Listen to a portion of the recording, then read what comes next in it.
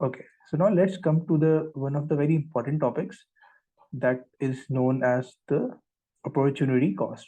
Okay, so opportunity cost is measured when a person make a choice, and by making that choice, the person is necessarily going to leave any other choice. So, for example, if I want to buy an iPhone and I have two options. I might buy an iPhone or I might any mobile phone of Samsung that is Android.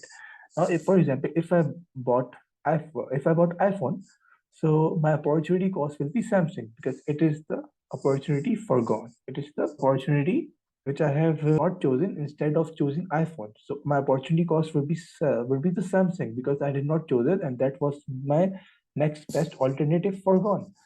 The opportunity cost, the basic definition of opportunity cost is the opportunity cost is the next best alternative forgone. So that simple definition is enough for you to gain necessary marks in your paper. Okay, so here there are multiple examples written. So for example, the opportunity cost of a school purchasing 100 laptops for use in the classroom might be science equipment that cannot be bought as a result.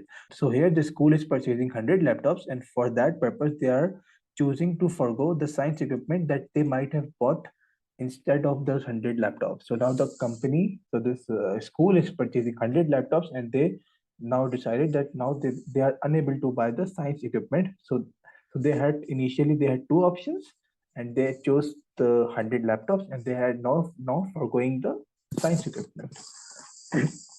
So the science equipment becomes the opportunity cost. Okay, so now we are discussing the production possibility curve. So in exams, production possibility curve can also come in other words like the transformation curve, or otherwise it might also be called as the production frontier curve or production possibility frontier. So what is a production possibility curve? Production possibility curve shows all various points which a firm can produce of any two goods, two or any two services, or one good or one service, using the given resources efficiently and fully. So here the word fully and efficiently, these two are the keywords over here, which you must necessarily use in order to achieve the necessary marks to if the examiner asks you the definition of the production possibility curve. Okay. So now for example, here we can say that here is good A and here is good B. Okay. And these are all the points which a firm can produce on, like for example, point A, B, C, D. Okay, A, B, C, D. These are all the points, and the point to be noted over here is that anything, any point on the production possibility curve is an efficient point. This means the firm is utilizing its resources efficiently and fully. On the other hand, any point that is above the production possibility curve, here you can see that point E. Point E is being producing above is the point which is above the production possibility curve. So it is an unattainable point because at this point E, a firm does not have enough resources to produce either of its olive oil or wooden furniture, or we can also call that neither they can produce good A or neither they can produce good B. Now, any point which is under the production possibility curve, look, this is your production possibility curve, and any point under the curve, that is point F, this is called an inefficient point. Okay? So this is called an inefficient point. Why? Because the firm could have easily produced higher number of goods when it could have produced this much of the olives and this much of the wooden, and it chose to produce only a very small amount of olives and wooden using the same resources, which means that it is underutilizing its resources and it is not fully efficiently using its resources to produce olive oil and wooden furniture. Now, a very important point to be noted over here is that, for example, if a firm is at point C and it wanted to increase its production of olives, so it might move to point number D. Now, what will happen over here is that for moving from point C to point D, the the wooden furniture will have to be foregone from point W1 to W2.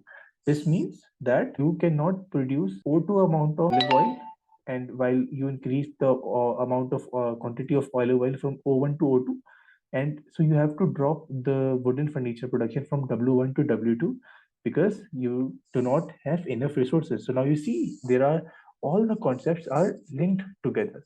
Scarcity, which means that resources are limited while wants are unlimited, which leads us to making choices. And when we make choices, what happens? We lead to opportunity cost. And this is a very important point with respect to the past papers. So a question might come that what is the basic economic problem? So you are going to explain that basic economic problem is scarcity, which means that we have limited resources and unlimited wants, due to which we have to make choices. And because of making those choices, we lead to opportunity cost.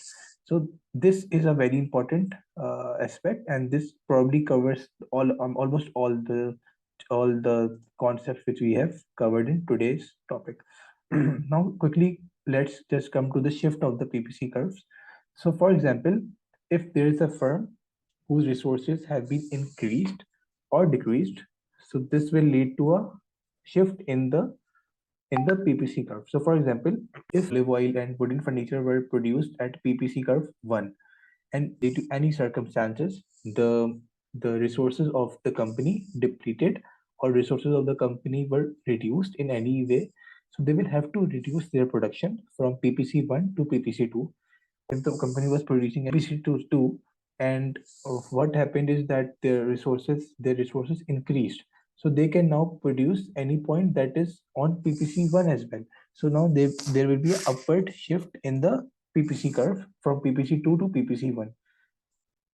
Okay, so there are various reasons that might happen, that why the factors of production or the resources are or are leading to a shift in the PPC curve of the firm, government, or any individual.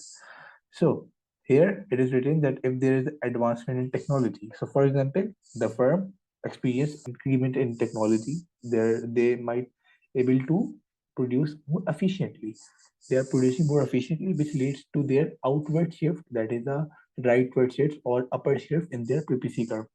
Or anything happens where the company have to reduce their production or their resources dropped, so they will have to shift their PPC from PPC1 to PPC2. So we have covered our chapter today. That is the basic economic problem, and I think that I have taught you guys very much in detail, and you will be able to solve the past papers. And also in the end of this playlist, there will be a quiz for you guys, so you can attempt that and you can obviously practice. Uh, Thank you. So now we will meet in the next video. Allah Hafiz.